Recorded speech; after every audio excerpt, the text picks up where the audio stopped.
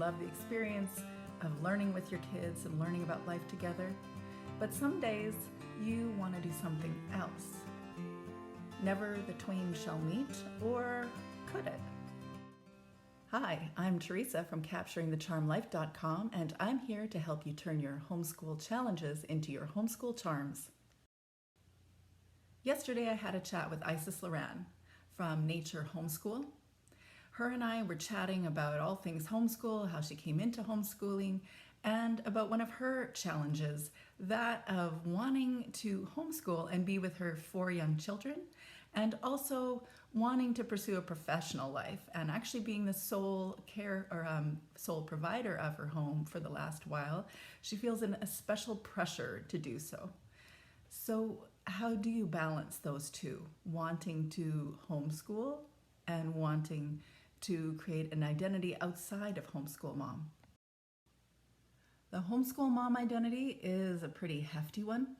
Not just the roles and responsibilities, but the outside expectations of what a homeschool mom does. Maybe in the beginning we had this idea that we would just be sitting around with our kids, reading poetry, drawing pretty things in the garden, and then maybe practicing a few math lessons in the afternoon or first thing in the morning. And it was pretty sweet. And reality set in, and we realized that we have kids that actually don't want to do any of that stuff. And sometimes they're having special bad days. We don't always know how to deal with some of their bad days. We don't know how to deal with some of our bad days. We have laundry to do, we have dishes to do, we have people to drive, we have all sorts of things. And it's ongoing. There isn't a few-hour break in between. We are it. So easy to identify with the homeschool mom persona. But if we had any time to sit and think, we would realize we're not just homeschool moms. We came into this world with unique personalities and interests and aptitudes.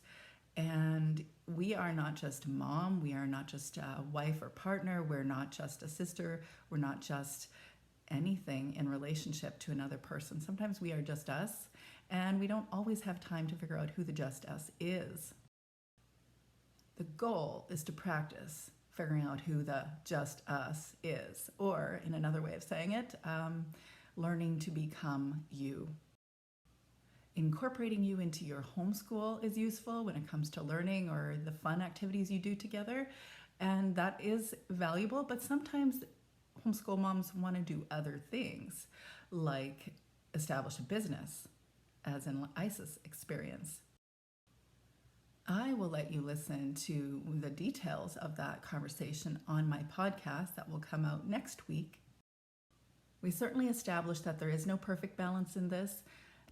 Becoming homeschool mom and determining to establish an alternate identity or alternate activity in our world, that is most definitely challenge, as most moms know in the world that are in full part-time work and have their kids in school as well.